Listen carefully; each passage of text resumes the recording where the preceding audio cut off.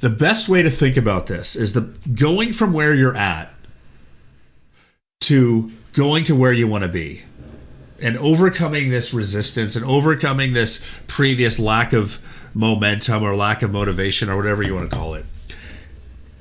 It is mindset, right? But the simplest way out of here is a decision. It's a decision that says, I'm not going to be here anymore. I am going to do the opposite of this, or I am going to do that. Whatever that decision is, because basically you've got the option of playing at the level of life that you are destined to play at, to go after what you want, to make it happen, to play at the level you deserve, get the rewards you want, and expand and live your life and walk your unique path to greatness. That's one option. The other option is keep following the path of most comfort. And while it may feel very big emotionally or terrifying or however the emotions you may be feeling, I'm just guessing, I don't know, but like the emotions you feel that are preventing you from making that decision is way worse than the hard work it takes to be in that space. Like, you're already getting the worst possible emotional experience of the space you're in. Anything else is just going to feel better from this. But sometimes that first decision feels overwhelming and crippling. But this is literally like, are you going to do what you said you were going to do because you said so? Or am I going to keep being comfortable? Like, and there's what, like, I conquered this in myself by eating dog food. If you go to my YouTube page, you'll see me on that video eating a can of dog food. Seriously, it's disgusting. Because I said I would. I was talking to a coach of mine, friend of mine, a peer of mine, and he started coaching me. He's like, because I was struggling financially. This was 6 years ago. I was struggling financially. I was a relatively new coach on the Tony Robbins team. I was struggling financially. I was happy coaching, but I wasn't making enough money. We just had a new baby. We were like on food assistance from the state at the time. And my wife, you know, carrying 2 small kids to the grocery store, had people in line buy us groceries when her card wouldn't work.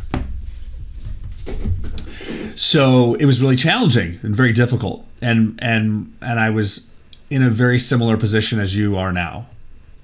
And wanting really bad, but not able to make it happen at the level that I wanted.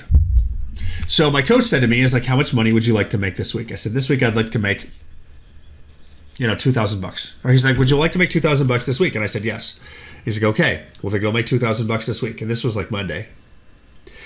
And I'm like, he's like, "Okay, so do this. Go make $2,000 this week, and by close of business Friday.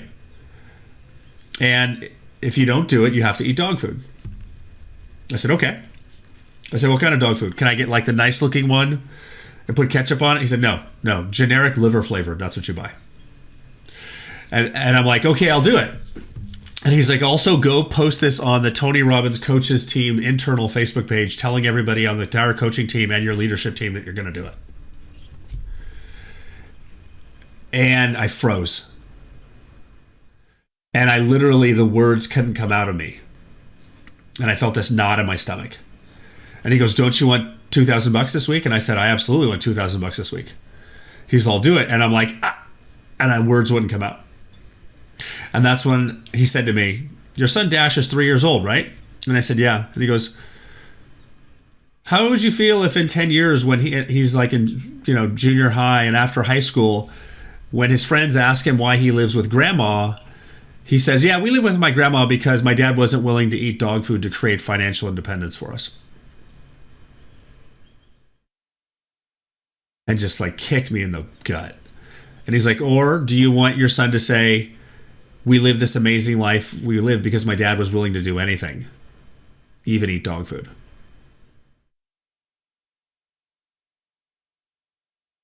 So I actually generated $2,300 in business that week. Unfortunately, I did. It was awesome. Unfortunately, I had the contract signed and they wanted to pay me on Monday.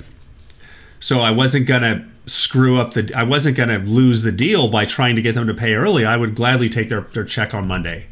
So technically I failed the challenge. So I had the dog food Saturday morning, went into my office and said, I'm going to eat this dog food because I failed the challenge. And in that moment, I realized what was actually happening. And I said, I didn't eat the dog food. Right before I ate the dog food, I shifted the challenge slightly. I didn't say I'm eating the dog food because I failed the challenge. I said I'm eating the dog food because I said I would. I'm doing something gross and disgusting because I said I would. And I started eating, and I got about 3/4 of the can down. What I didn't know at the time is the can dog food has chunks of bones in it. So I'm trying to chew it, and there's chunks of animal bones and stuff in it. So I got about 3/4 of it down before it came back out. It was disgusting. And that act transformed my life.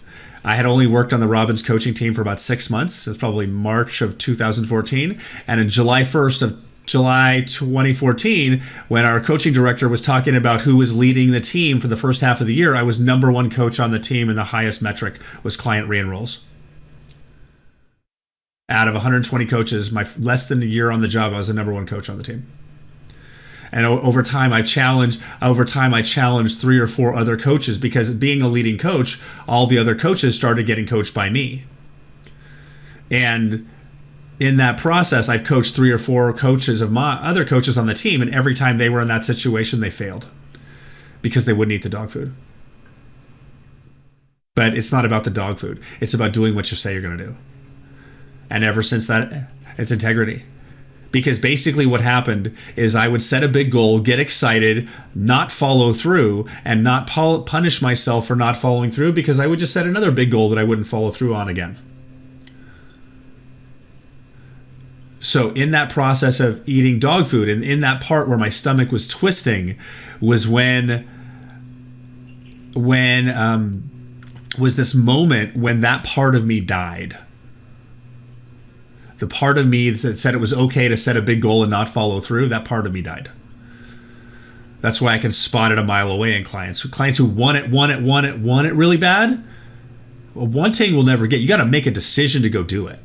You are completely capable and powerful and strong enough to do this. It's just, here's the thing. Making money is easy. It's just easier not to.